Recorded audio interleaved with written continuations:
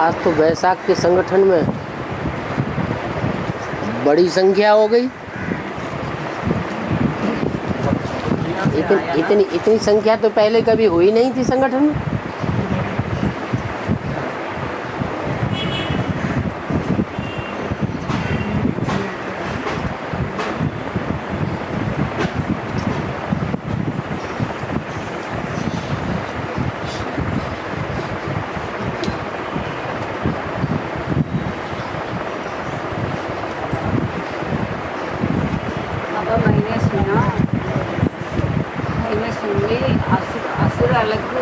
राक्षसों अलग, दोनों की व्याख्या है। असुर अलग, राक्षस अलग है। हाँ, चेहरे तैयार हो रहे हैं। असुरों के भी चेहरे तैयार हो रहे हैं और देवताओं के भी चेहरे तैयार हो रहे हैं।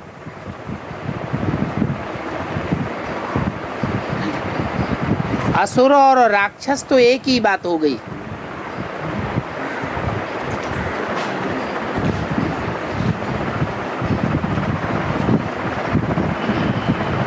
राक्षस दैत्यों को कहा जाता है। दिति की औलाद दैत्य कहे जाते हैं।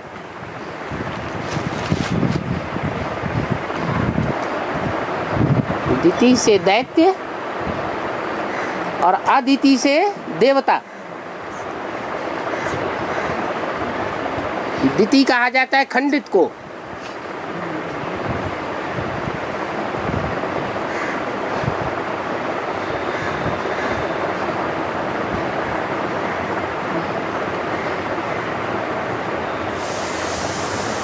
क्या खंडित होता है उनका?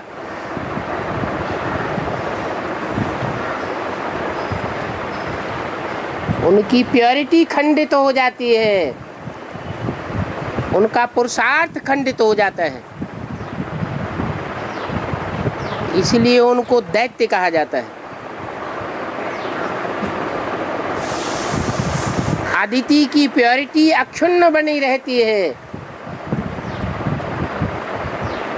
और उससे पैदा होने वाले जो देवताएं हैं उनकी भी प्योरिटी अक्षुण्ण बनी रहती है। तो पुरुषार्थ भी सजीव बना रहता है, खंडित नहीं होता और नई दुनिया में उच्च पद पाए लेते हैं। और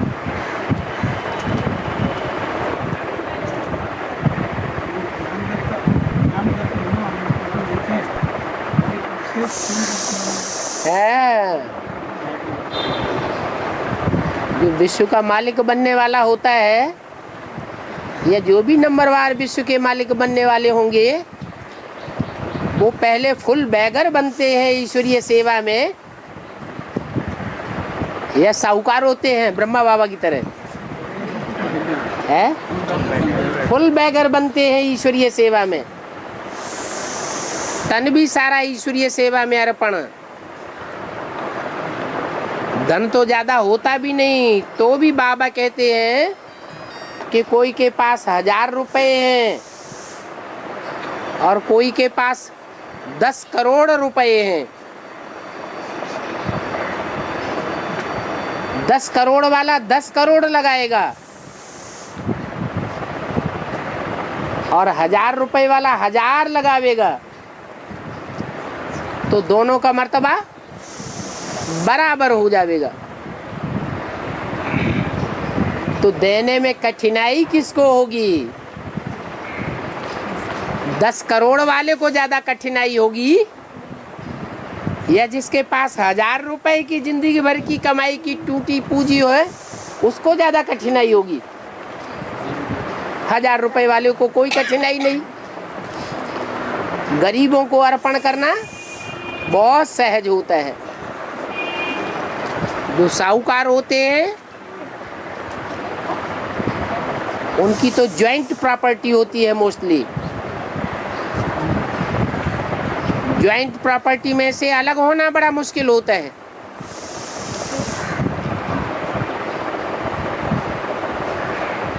तो बताया कि बाप तो गरीब निवाज है,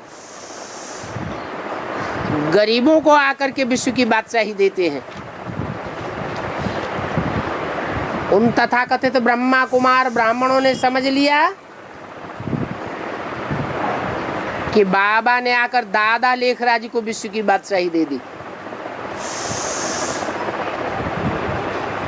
फिर तो भगवान झूठा साबित हो जाता है।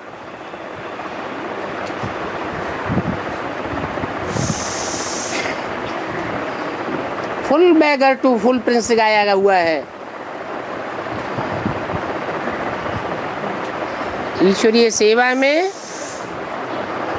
जो विश्व कल्याण के लिए जितना हवन करते हैं, जितना स्वाहा करते हैं, जितना अर्पण में होते हैं, उनकी मन बुद्धि उतनी ही साफ दर्पण बन जाती है, बड़ा दर्पण बन जाती है। उसमें ज्ञान धन समा जाता है। और जिसमें जितना अभी ज्ञान धन समाता जाएगा, इसी जीवन में आगे चलकर के ये साबित हो जाएगा कि दुनिया वाले कारखाने वालों की, बड़े बड़े धंधे धोरी करने वालों की, बड़े बड़े ऑफिसरों की, बड़े बड़े मिनिस्टरों की उतनी महिमा नहीं करेंगे, आईजान नहीं करेंगे, जितना ज्ञान रतन वालों की आईजान करेंगे। बाप ने बोला हुआ है सब धंधों में है नुकसान, सिवाय एक ईश्वरीय धंधे के। अभी ये प्रश्न पैदा होता है कि ये ज्ञान धन स्थूल रतन कैसे बन जाएंगे। लेकिन थोड़े ही समय के अंदर ऐसा टाइम आने वाला है कि ये प्रश्न ही नहीं रह जाएगा कि ज्ञान धन लेने वाले कैसे दुनिया के बड़े से बड़े साहूकार बन जाने वाले।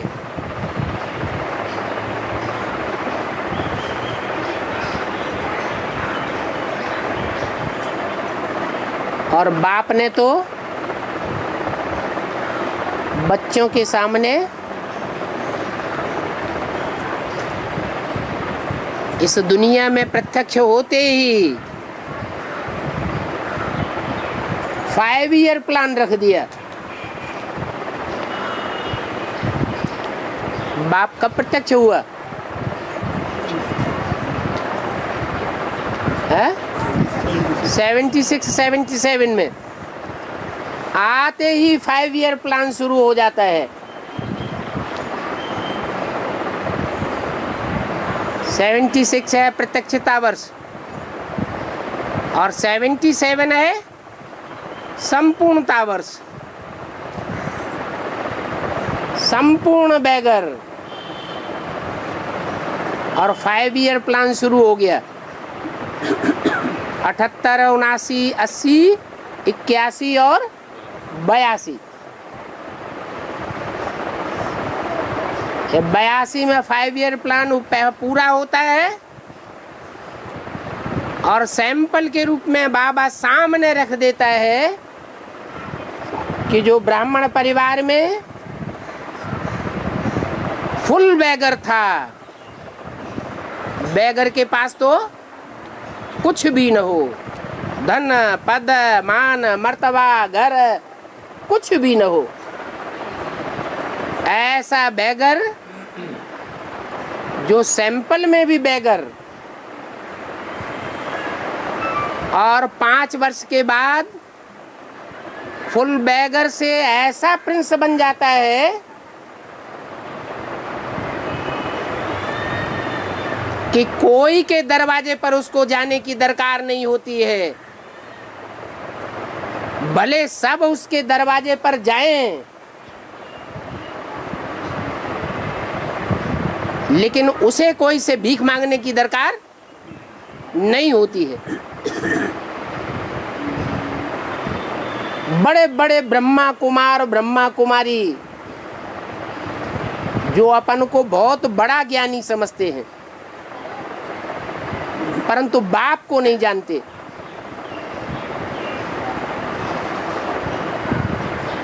वो भी दुनिया के सामने हाथ फैलाते हुए देखे जाते हैं।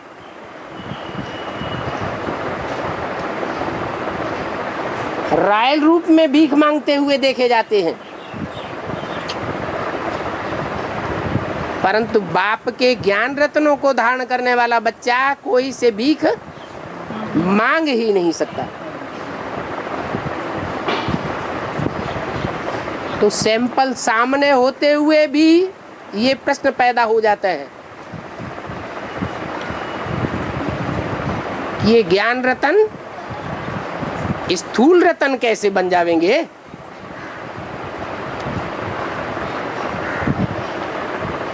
अगर एक के लिए ये बात साबित हो सकती है तो अनेकों के लिए साबित नहीं हो सकती। अनेकों के लिए भी साबित होने वाली है।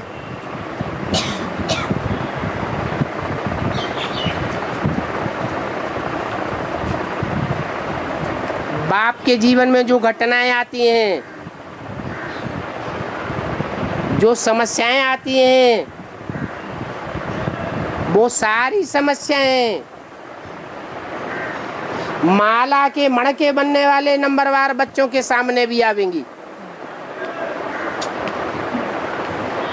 उन परीक्षाओं से बच्चों को पास होना पड़ेगा, तब कहा जाएगा full beggar to full prince. इसमें अचंभे की बात ही नहीं है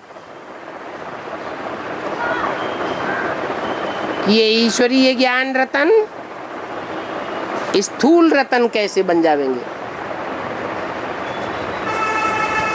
और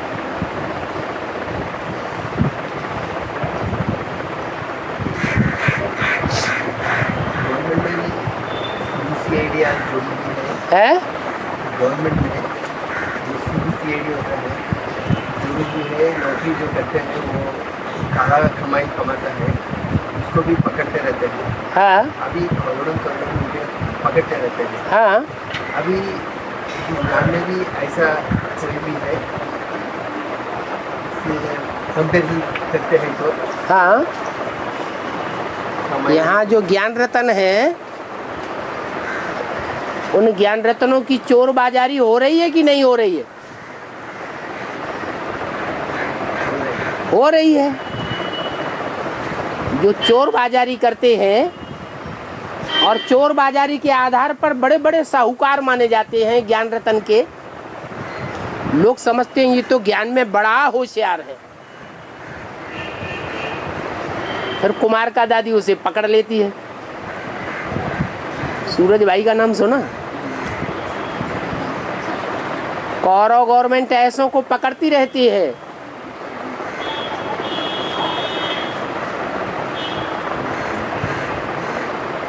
तो सारा लिटरेचर और सारी BCDs तो जब्त कर ली गई। फिर आज की दुनिया में ऐसे भी हैं, जैसे UTI में विस्फोट हुआ था,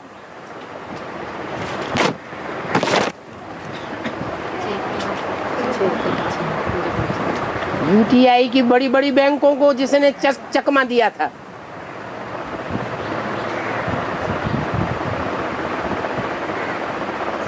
वो पकड़ा गया कि नहीं? UTI फेल हुई या नहीं?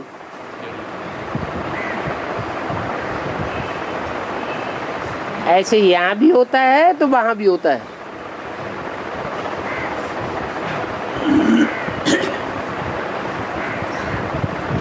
और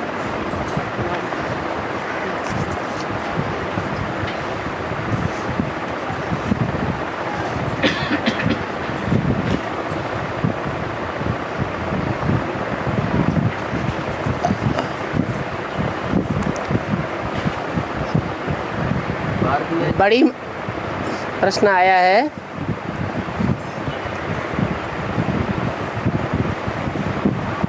यज्ञ के आदि में 2 माताएं थी, बड़ी माँ और छोटी माँ। बड़ी माँ को जगदम्बा कहा जाता है, सारे जगत की अम्बा, जगत अम्बा। और छोटी माँ को भारत माता कहा जाता है। सारे जगत की अम्बा नहीं है, लेकिन सिर्फ छोटा सा एक देश है आज की दुनिया के बीच में, जैसे एक कोना दुनिया का, उस भारत की माता, भारत की अम्बा। तो प्रश्न ये है कि दोनों माताओं के बीच में कौन सी माता थी जो मम्मा बाबा को डायरेक्शन देती थी?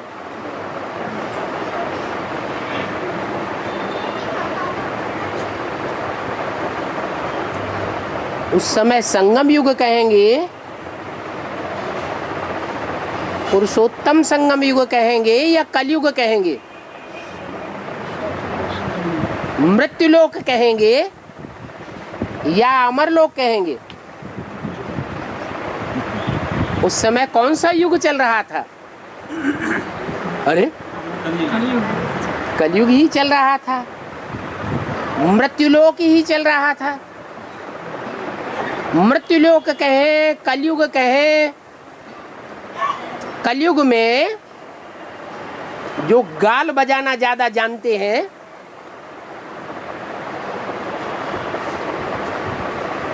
मुख से बातें बड़ी बड़ी करना जानते हैं, उनका मान मर्तबा ज्यादा होता है, या जिनमें धारणा शक्ति ज्यादा होती है उनका मान मर्तबा ज्यादा होता है? किसका ज्यादा मान मर्तबा होता है? तुलसीदास ने तो लिख दिया, पंडित सोई जोई गाल बजावा, कलयुग में। तो समझ लेना चाहिए कि यज्ञ के आदि में माताएं तो दो थी, जिनमें एक थी जगदम्बा, जिसके लिए मुरली में बोला है जगदम्बा ही महाकाली का पार्ट बजाती है। तो जब महाकाली का पार्ट बजाती है तो जीव लंबी होती है या छोटी होती है? लंबी जीव वाली होती है। और वो महाकाली का पार्ट अंत में प्रत्यक्ष होता है कि आदि में प्रत्यक्ष होता है? अंत में प्रत्यक्ष होता है। और बाबा ने बताया जो आदि में सो अंत में। आदि में ब्राह्मणों की छोटी सी दुनिया थी, इसलिए कोई को पता ही नहीं चला जगदम्बा कौन है। तो समझ लेना चाहिए कि मम्मा बाबा को अपने प्रभाव में रखने वाली कौन सी अम्बा होगी? है जगदम्बा ही थी, सारे जगत की अम्बा। तो ब्रह्मा की भी अम्बा हुई कि नहीं हुई? है ब्रह्मा की भी अम्बा थी।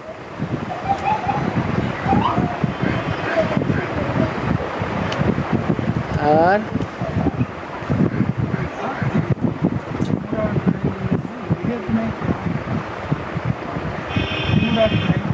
बड़मूला ट्रेंगल में हद में क्या है?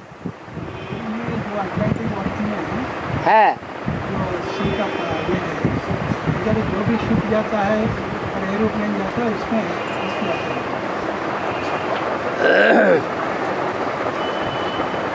उत्तरी अमेरिका और अफ्रीका के बीच में जो सागर है, उस सागर का नाम है अंध महासागर। कौन सा सागर है? अंध महासागर, अंधों का महासागर।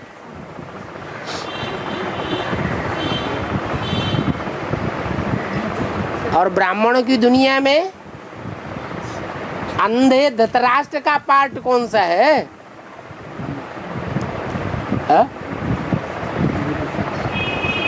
जिन्हें बाप दिखाई नहीं पड़ा, ना आदि में दिखाई पड़ा, ना अंत में दिखाई पड़ा।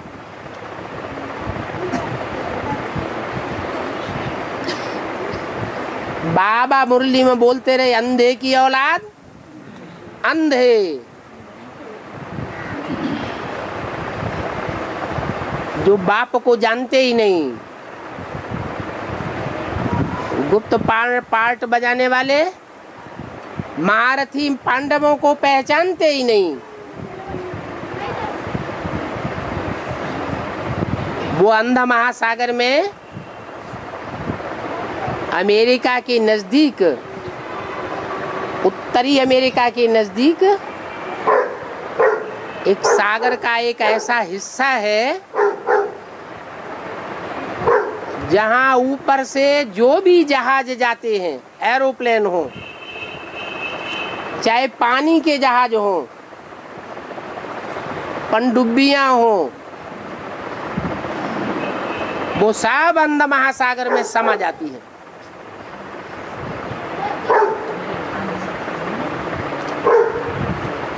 यहाँ तक कि वैज्ञानिकों ने वो क्षेत्र वर्जित कर दिया है। उस क्षेत्र से कोई भी जहाज, ना हवाई जहाज ना पानी का जहाज, उस क्षेत्र से नहीं गुजरेगा।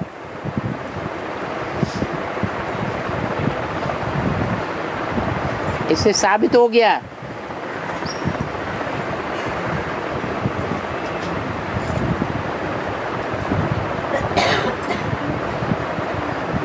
कि प्रकृति ज्यादा पावरफुल है आज की दुनिया में भी, या साइंटिस्ट ज्यादा पावरफुल है? आज की दुनिया में भी प्रकृति बहुत पावरफुल है। साइंटिस्ट उसका मुकाबला नहीं कर सकते। अगर मुकाबला कर सकते होते तो पता लगा लेते कि वहां अंधा महासागर में ऐसी क्या चीज है जो उनके जहाजों को वहां जाने से रोक दिया।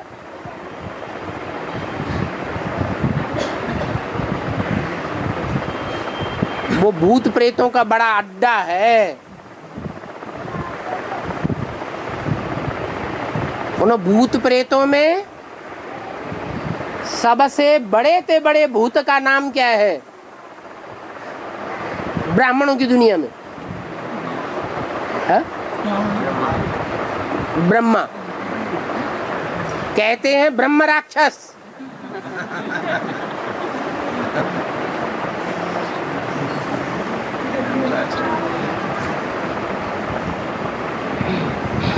वो ब्रह्म राक्षस जब एडवांस ज्ञान में आ जाता है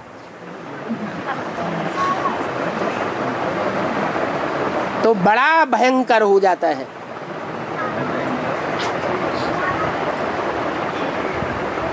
एडवांस ज्ञान में आने के बाद उसका ट्रायंगल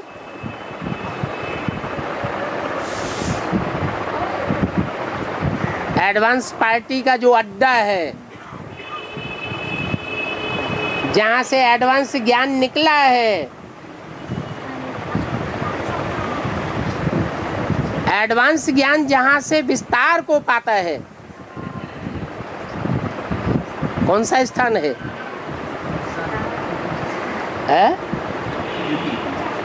यूपी में भी कहाँ?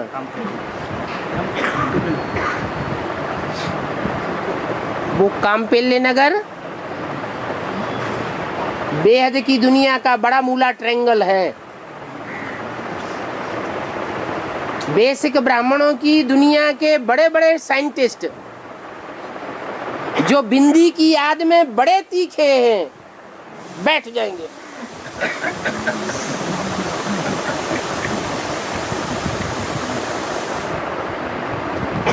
वो भी वहां जाने से चकराते हैं।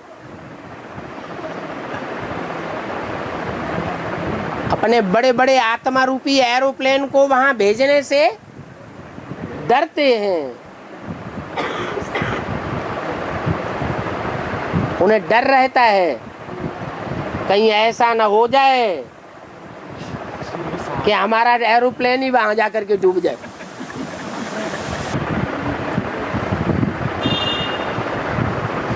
बाबा, हाँ, भारत में फिर से कांग्रेस गवर्नमेंट का राज्य है, इसका भेद कर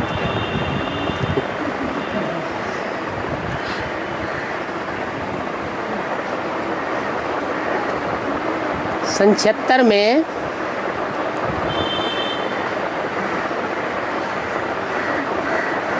सन 76 से पहले भी कांग्रेस का राज्य था। 76 में इमरजेंसी लगी। जब इमरजेंसी लगी हुई थी उस समय कांग्रेस का राज्य पलटने की बारी थी।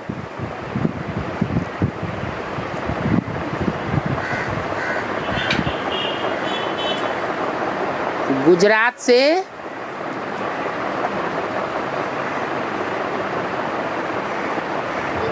जनता पार्टी का जो फाउंडेशन डालने वाला कहा जाए, जयप्रकाश नारायण,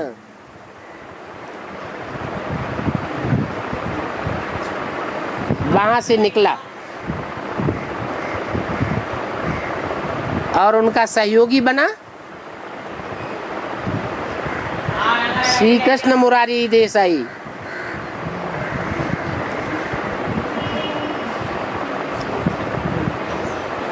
ब्राह्मणों की दुनिया में भी वही दोनों आत्माएं जनता पार्टी की शुरुआत करने वाली बनी।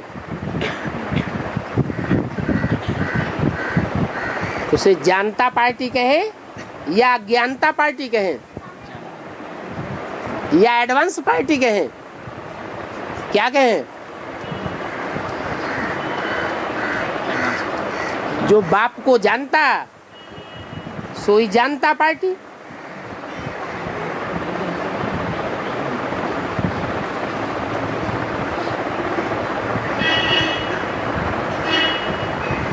और 1 साल के लिए कांग्रेस गवर्नमेंट हट गई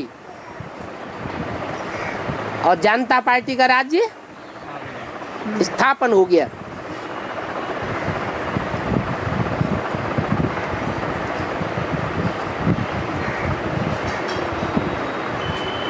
अभी सारे भारतवर्ष में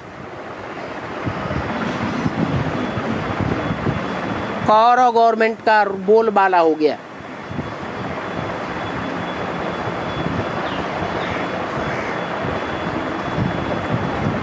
और जनता पार्टी जैसे कि क्या हो गई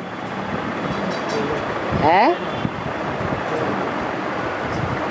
जैसे कि ना के बराबर।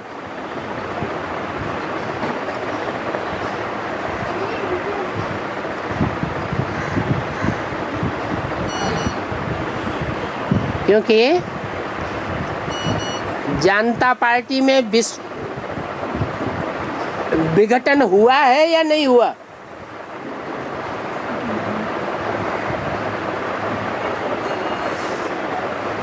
अच्छा, एडवांस पार्टी में विघटन हुआ है या नहीं हुआ? एडवांस पार्टी में ढेर की ढेर शाखाएं निकल गईं, जो विष्णु पार्टी के नाम से भारतवर्ष में विख्यात हो गई। और जनता पार्टी में से भी ढेर के ढेर निकल गए संगठन, तो जनता पार्टी बिखर गई।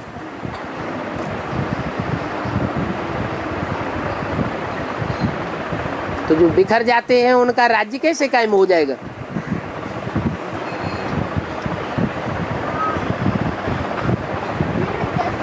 कांग्रेस का राज्य कायम हो गया।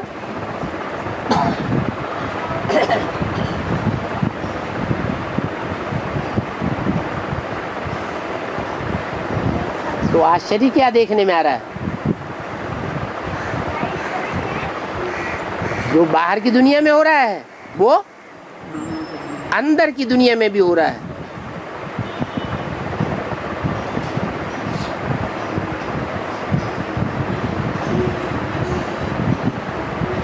और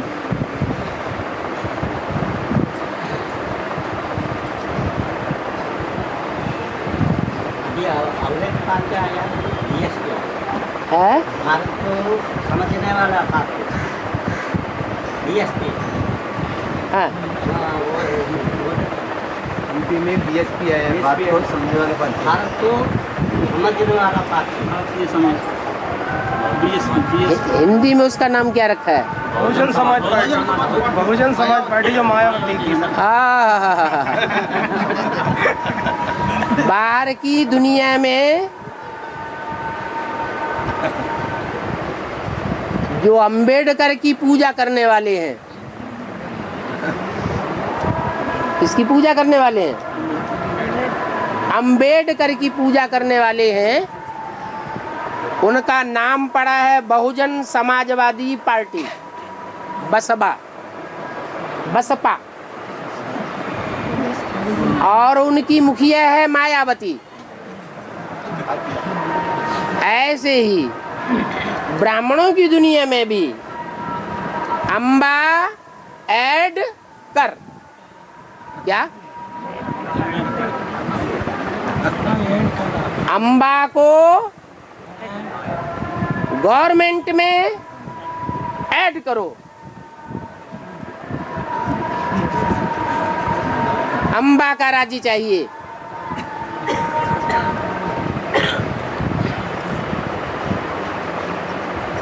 उसको फॉलो करने वाले ब्राह्मणों की दुनिया में भी माया वाली, बती माने वाली, माया वाली, मायावती माना उसकी मुट्ठी में माया आ चुकी है। किसकी मुट्ठी में?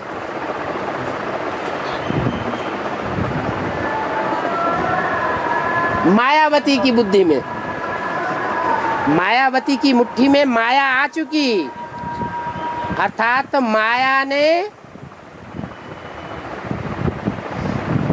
उस अम्बा से हाथ मिला लिया। अद्वैतवाणी में आया था क्या? माया ने प्रकृति से हाथ मिला लिया। और वो कहाँ की रहने वाली है? मायावती यूपी की है। तो बेहद की ब्राह्मणों की दुनिया में भी मायावती कहाँ की है? यूपी की है।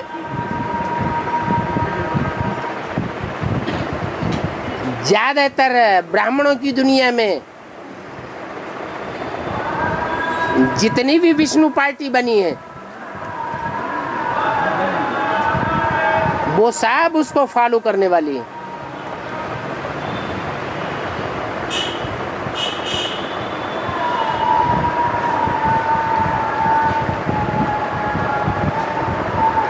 और दुनिया में ऊंचा को भी देखिए, यूपी से ही निकला है। दुनिया में ऊंचा को भी देखना चाहते तो यूपी से निकला। ऊंचा, ऊंचा से ऊंचा, हाँ जी। तो नीचा से नीचा देखना भी है तो यूपी से निकला। ऊंचे से ऊंचा माने नेहरू जी, जो भी ऊंचा से नीचा देखिए। जो आज की स्वतंत्र भारत में ऊंचे से ऊंचा कौन हुआ? नेहरू जी ने जितना लंबे समय तक राज्य किया, इतना लंबे समय तक शांतिपूर्वक राज्य कोई प्रधानमंत्री ने नहीं किया। तो ऊंचे से ऊंचा हुआ नेहरू जी। और अभी तो पार्ट चल रहा है, अभी नीचे से नीचा तो निकलने वाला है। जो तब प्रत्यक्ष होगा, जैसे ब्राह्मणों की बेसिक दुनिया में डूबी जा। जो नीच पार्ट बजाने वाले हैं उनकी शूटिंग हो गई, पांव दबा करके दबो देते हैं, इतने नीचे हैं। ऐसे नीच पार्ट बजाने वाले हैं। जब ब्राह्मणों की बेसिक दुनिया में भी ऐसा पार्ट चलता है कि जो नीच पार्ट बजाने वाले हैं उनकी डूबी जा हो जाती है, और ऊंचते ऊंच पार्ट बजाने वाला बुद्धियों में प्रत्यक्ष हो जाता है, एडवांस वालों की बुद्धियों में। ऐसे ही अंत में भी होगा। क्या है? अंत में तब होगा जिसके लिए मुरली में बोला है, तुम्हारे सेंटर्स लाखों की तादाद में खुल जाएंगे और करोड़ों की तादाद में मुरलियां छपने लग पड़ेंगी। अभी बेसिक ब्राह्मणों की दुनिया में तो ऐसा नहीं हो रहा है। हो रहा है? लाखों की तादाद में मुरलियां छपने लग पड़े? नहीं। करोड़ों की तादाद में भी नहीं छपने लग पड़ी, न लाखों की तादाद में। लाखों की तादाद में सेंटर्स भी नहीं बने अभी, लेकिन लाखों की तादाद में सेंटर्स हो जाएंगे। करोड़ों की तादाद में मुरलियां छपने लग पड़ेंगी और उनकी कंट्रोलिंग राज करेगा खालसा। कौन से धर्म में खालसा माने जाते हैं? जो सिख धर्मों की बीज रूप आत्मा है, उसके हाथ में सारा राज्य आ जाएगा।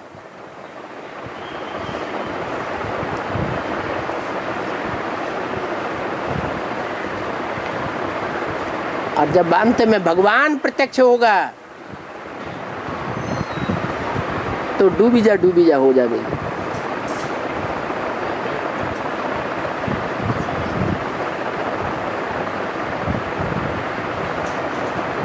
अभी माउंट आबू में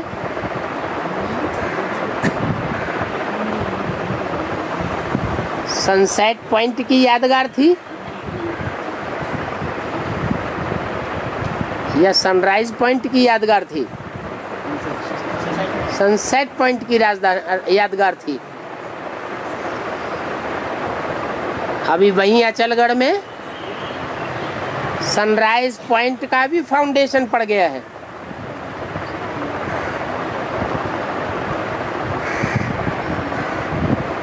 अंत में वो सूर्य सारे संसार में उदय होगा। जिस समय उदय होगा, सूर्य उदय होता है तो सूर्य पहले निकलता है या लाल लाल जीभ लपलपाती हुई महाकाली पहले निकलती है? लाली माँ पहले निकलती है। वो सारी दुनिया में उस लाली माँ का राज्य हो जाएगा।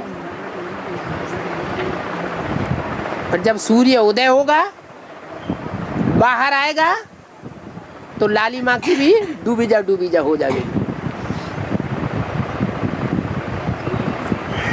झूठ की दुनिया का अंत और सत्य की प्रत्यक्षता हो जाएगी। और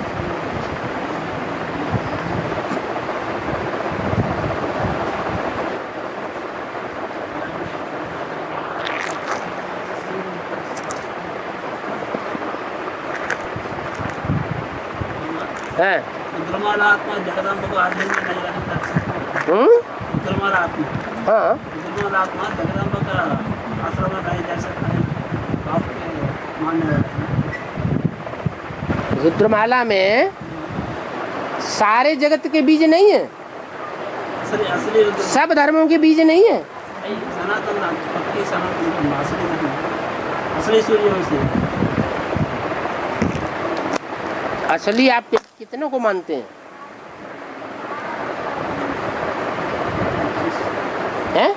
बहुत धर्म में आप असली 108 की जो रुद्रमाला है, राजाओं की माला, उसमें आप असली कितनों को मानते हैं?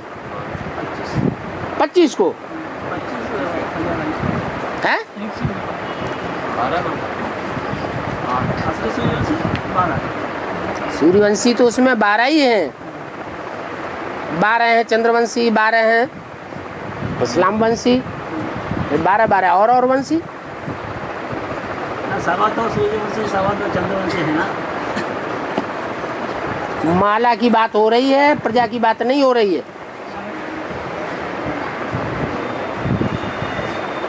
तो प्रश्न क्या है? 25 असली सूर्यवंशी 25। 25 कहाँ असली सूर्यवंशी? 12 है। सवा दो सूर्यवंशी, 2.25 लाख चंद्रवंशी है ना। तो असली कौन है उसमें? 12।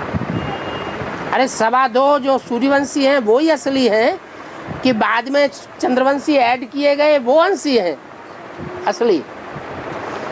अभी तो बताया अम्बा ऐड कर। अम्बा बाद में ऐड की जाएगी कि पहले ही ऐड की जाएगी? अम्बा के बच्चे तो चंद्रवंशी हैं या सूर्यवंशी हैं? है चंद्रवंशी हैं। तो नंबर 2 के हुए या अव्वल नंबर हुए?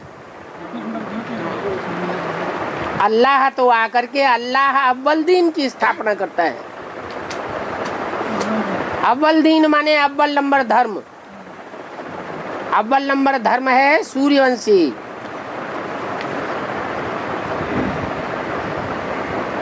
हाँ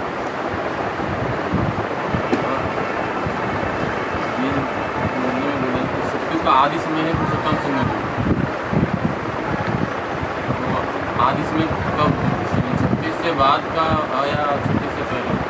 उनको संगम तो 36 से पहले ही है?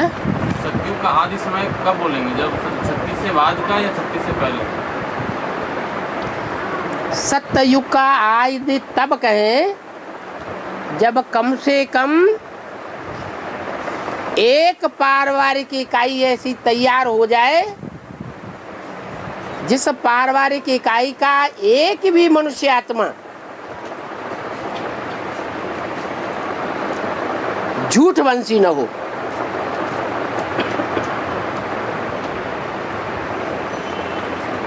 सच्ची हो, पक्की सूर्यवंशी हो।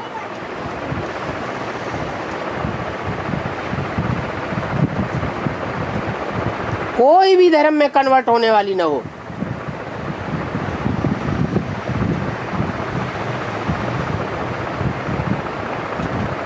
किसी और को बाप बनाने वाली ना हो।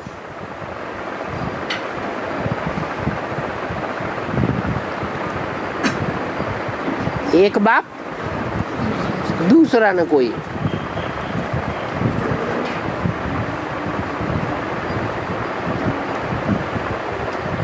अभी तो बाप की घोषणा है,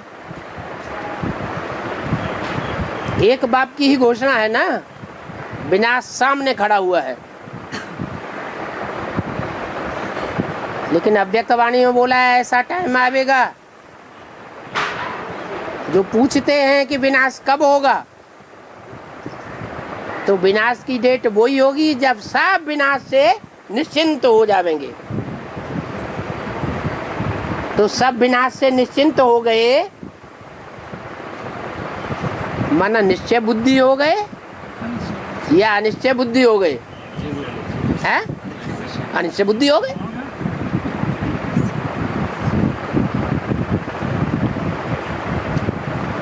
आठ का ही परिवार बचेगा जो फिर भी कहेंगे विनाश सामने खड़ा हुआ है।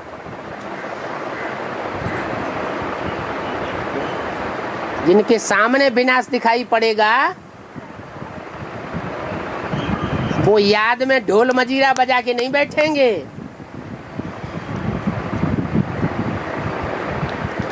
गीत लगा के नहीं बैठेंगे, रेडियो लगा के नहीं बैठेंगे।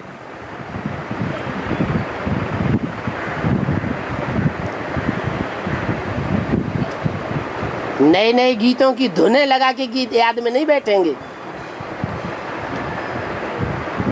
एक आदमी कहता हो बिना सामने खड़ा हो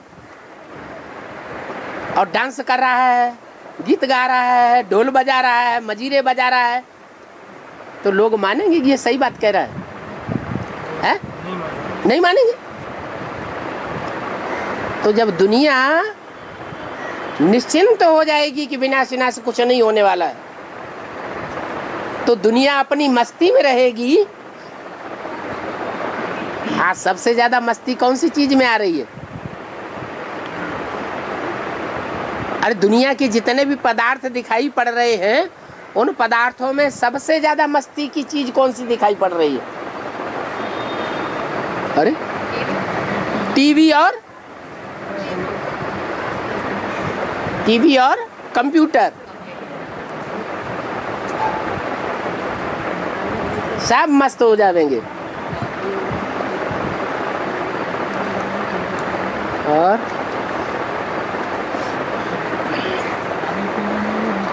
है खाने पीने में भी ऐसा है ना। है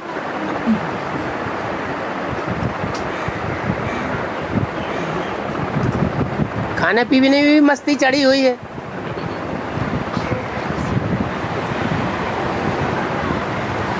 सही बात है। कौन खिचड़ी खाए जाके?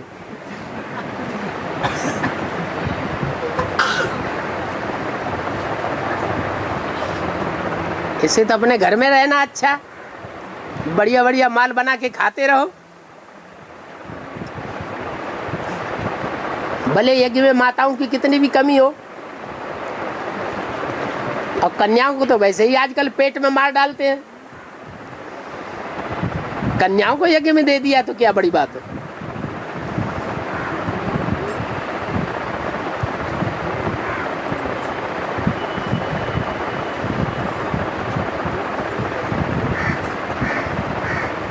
और